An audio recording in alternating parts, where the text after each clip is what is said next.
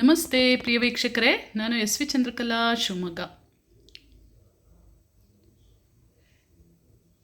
ಈಗ ನಾನು ನಿಮ್ಮ ಮುಂದೆ ತೋರಿಸ್ತಿರುವಂಥ ಈ ಒಂದು ಆಹಾರ ಪದಾರ್ಥದ ವಿಡಿಯೋ ದೊಡ್ಡಪತ್ರೆ ಎಲೆ ಅಥವಾ ಸಾಂಬಾರ್ ಬಳ್ಳಿಯ ತಂಬುಳಿ ಅಂಥೇಳಿ. ಈಗ ಸ್ವಲ್ಪ ಚಳಿ ಜಾಸ್ತಿ ಆಗಿದೆ. ಚಳಿ ಮಳೆಗಾಲದಲ್ಲೇ ಇದನ್ನು ಆಗಾಗ ಉಪಯೋಗಿಸೋದ್ರಿಂದ ನಾವು ಶೀತ ಕೆಮ್ಮು ಕಫಗಳಿಂದ ದೂರ ಇದ್ದು ಮೈ ಬೆಚ್ಚಗೆ ಇಟ್ಕೊಂಡಷ್ಟು ಆರೋಗ್ಯ ಒಂದು ಸ್ವಲ್ಪ ವ್ಯವಸ್ಥಿತವಾಗಿರುತ್ತೆ ಅಂತ ಹೇಳಿ. ಮತ್ತು ಸಾಂಬಾರ್ ಬಳ್ಳಿ ಸೊಪ್ಪು ಮತ್ತು ಇದಕ್ಕೆ ಸೇರೋಂಥ ಎಲ್ಲ ವಸ್ತುಗಳು ಕೂಡ ನಮ್ಮ ದೇಹಕ್ಕೆ ಅಗತ್ಯ ಇದೆ. ಈಗ ಮಾಡೋ ವಿಧಾನ ಮತ್ತು ಕಂಟೆಂಟ್ಸ್ ಏನಿದಕ್ಕೆ ಇಂಗ್ರೀಡಿಯೆಂಟ್ಸ್ ಏನು ಹಾಕಿದ್ದೀನಿ ನೋಡೋಣ ಅಲ್ಲ. ಇದಕ್ಕೆ ಒಂದಿಷ್ಟು ಈ ಸಾಂಬಾರ್ ಬಳ್ಳಿ ಅಥವಾ ದಟ್ಟಪತ್ರೆ ಸೊಪ್ಪುಗಳನ್ನು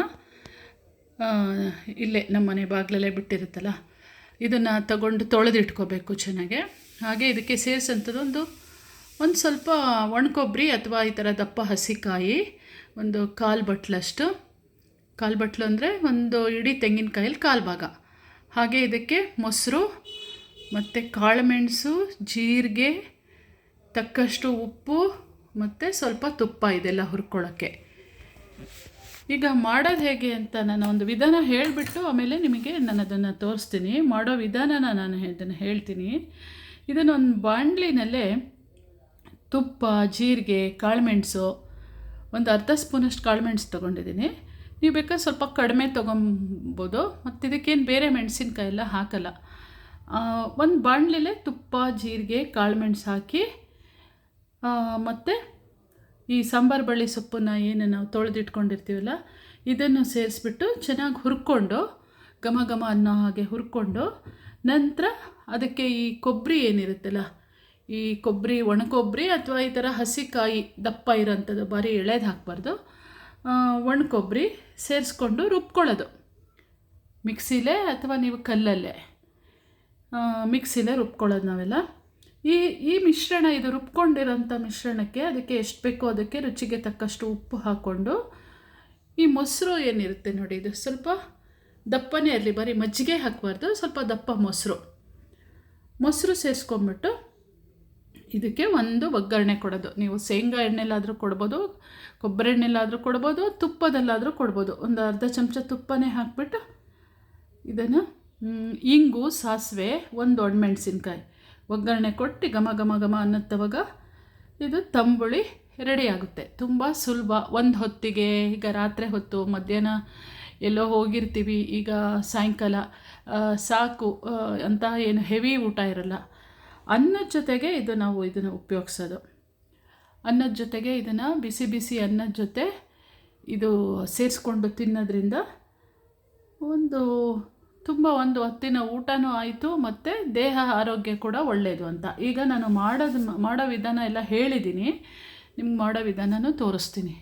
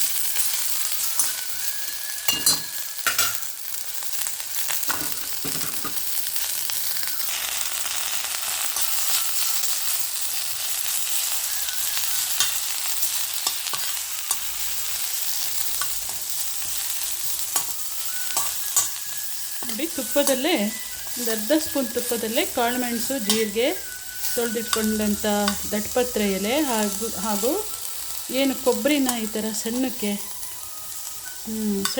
ಪುಡಿ ಮಾಡ್ಕೊಂಡಿದ್ದನ್ನು ಸೇರಿಸ್ಬಿಟ್ಟು ಈಗ ಮಿಕ್ಸಿಗೆ ಹಾಕಿ ಅಥವಾ ಒರಳು ಕಲ್ಲಲ್ಲೇ ರುಬ್ಕೊಳ್ಳೋಂಥದ್ದು.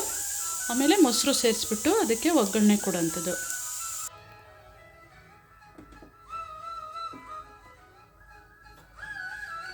ಒಂದು ಅರ್ಧ ಸ್ಪೂನು ತುಪ್ಪ ಇಟ್ಬಿಟ್ಟು ಅದಕ್ಕೆ ಏನು ಒಗ್ಗರಣೆ ಕೊಡೋಂಥದ್ದು. ಸಾಸಿವೆ,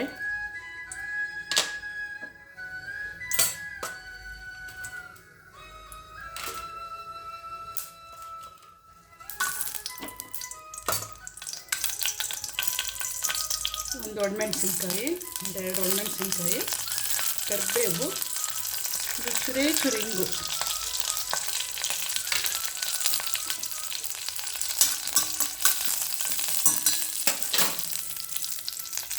ಈಗ ಈ ಥರ ರುಬ್ಬಿಟ್ಕೊಂಡಿದ್ದೀವಲ್ಲ,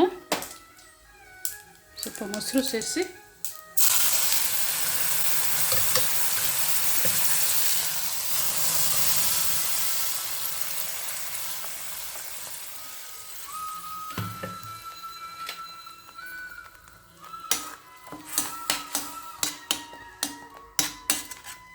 ಸಂಬಾರ ಬಳ್ಳಿ ಎಲೆ ಅಥವಾ ದಟ್ಟಪತ್ರೆ ಎಲೆಯ ರುಚಿಕರ ಆರೋಗ್ಯಕರ ತಂಬುಳಿ ರೆಡಿ ಆಯಿತು ನೋಡಿ.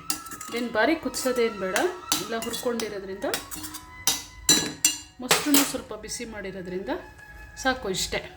ನೋಡಿದ್ರಲ್ಲ ಪ್ರಿಯ ವೀಕ್ಷಕರೇ, ನನ್ನ ಈ ದಟ್ಟಪತ್ರೆ ಎಲೆ ಅಥವಾ ಸಂಬಾರ ಬಳ್ಳಿ ಎಲೆಯ ತಂಬುಳಿ ಮಾಡೋ ವಿಧಾನ ನಿಮ್ಗೆ ಇಷ್ಟ ಆಗಿದ್ದರೆ ನಿಮ್ಮ ಅನಿಸಿಕೆ ಅಭಿಪ್ರಾಯವನ್ನು ತಿಳಿಸಿ ಅಂತ ಹೇಳ್ತಾ, ಇದನ್ನು ಅನ್ನದ ಜೊತೆ ನಾವು ಊಟ ಮಾಡೋದ್ರಿಂದ ಭಾರಿ ರುಚಿಕರವಾಗಿರುತ್ತೆ.